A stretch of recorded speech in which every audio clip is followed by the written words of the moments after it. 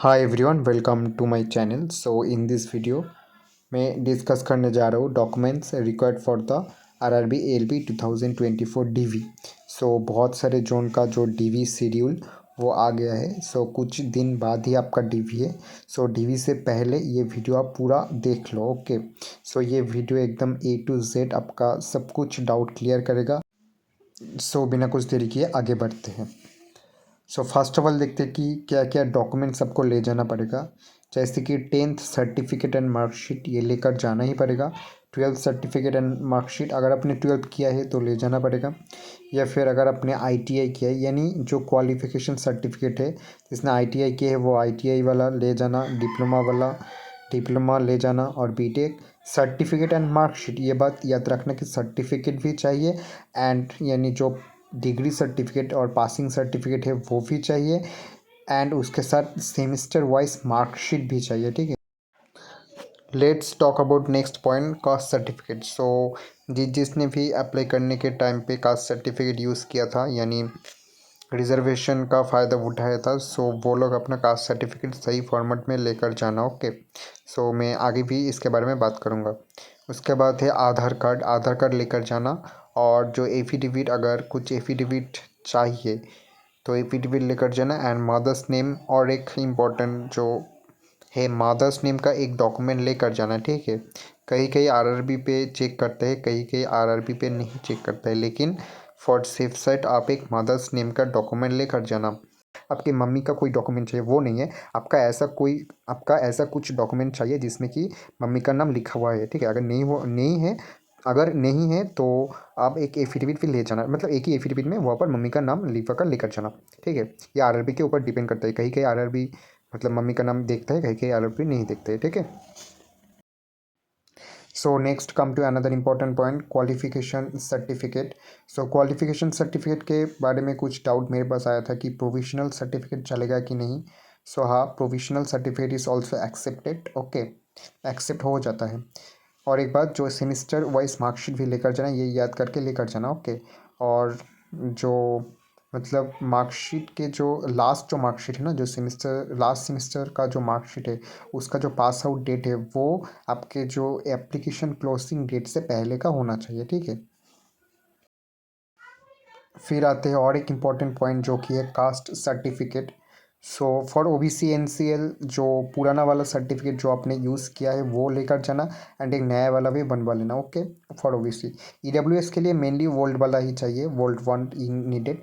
अगर नया बनवा सकते तो बनवा लो, लेकिन कोई इसका ज़रूरत नहीं है। ठीक है, SC ST in central format का एक सर्टिफिकेट चाहिए, उसका कुछ मतलब वैलिडिटी का लास्ट डेट नहीं रहता। ठीक है, SC ST के लिए, लेकिन ओबीसी के लिए जो सर्टिफिकेट वो 1 ईयर वैलिड रहता है, 1 ईयर वैलिड रहता है, एंड ईडब्ल्यूएस का सर्टिफिकेट भी 1 फाइनेंशियल ईयर वैलिड रहता है। ठीक है,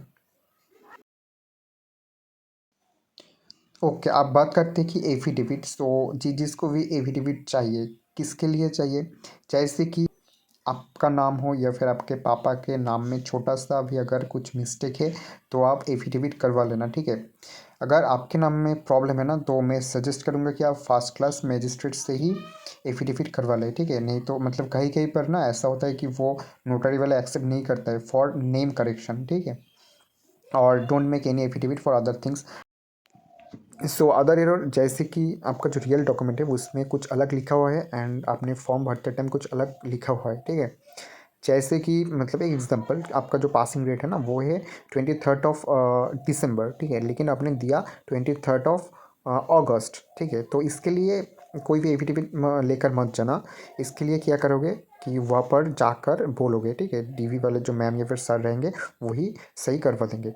और एक बात कि डीवी के जाने से पहले ना आपको फिर से सारा डॉक्यूमेंट, जो भी डॉक्यूमेंट डीवी पे लगेंगे ना, सारा डॉक्यूमेंट आपको फिल करना होगा एक पोर्टल पे, ORMS पोर्टल पे, वहाँ पर सब कुछ अपडेट होगा। ओके, सो उसमें सही सही डालना, उसमें गलत मत डाल देना। ठीक है, उसमें एकदम पूरा सही सही डाल देना ORMS पोर्टल पे, तो सब कुछ सही हो जाएगा। ओके, सो एफिडेविट किसके लिए चाहिए, मतलब एफिडेविट जैसे कि आपका जो 10th में आपका नाम का स्पेलिंग कुछ अलग है, लेकिन 12th में नाम का स्पेलिंग कुछ अलग है, तो इसके लिए आपको एफिडेविट चाहिए। समझ रहे हो ना, आपका नेम हो, आपके पापा के नेम हो, या फिर मदर्स नेम हो, अगर कुछ भी मतलब स्पेलिंग एरर ऐसा कुछ होता है आपके डॉक्यूमेंट्स में तो एफिडेविट देना। ओके, और लेट्स टॉक अबाउट और कुछ कुछ इंपॉर्टेंट जो चीज़ें आपको लेकर जाना पड़ेगा।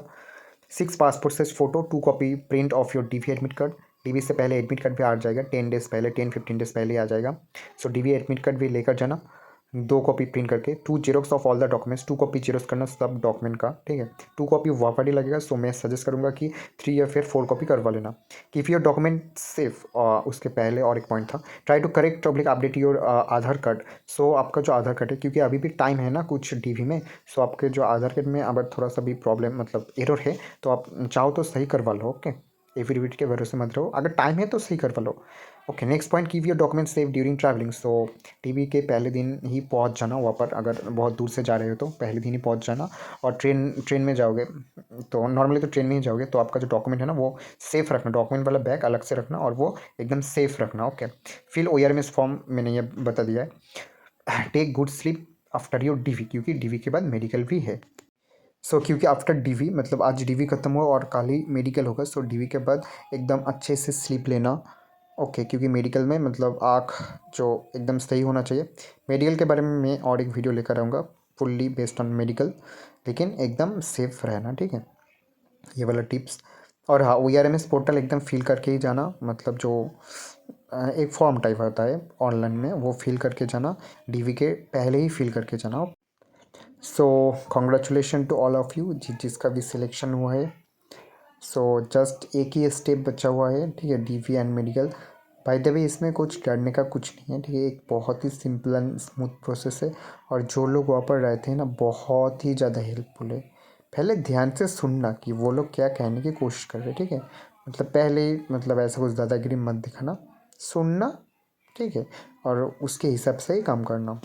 सो ऑल द बेस्ट सबको, एंड सही से सारा डॉक्यूमेंट रेडी करवा लो एंड चले जाओ डीवी के टाइम पे। एंड इस जो मतलब कुछ दिन बचा हुआ है ना डीवी के, सो इस दिनों में ना एकदम मतलब मोबाइल थोड़ा सा कम दिखो ताकि आँख सही रहे। और मतलब बाहर थोड़ा सा घूम, बाहर यानी मतलब बाइक वगैरह से मत घूमो, आसपास थोड़ा सा घूमो फिरो, ठीक है, एंजॉय करो। So all the best, bye bye.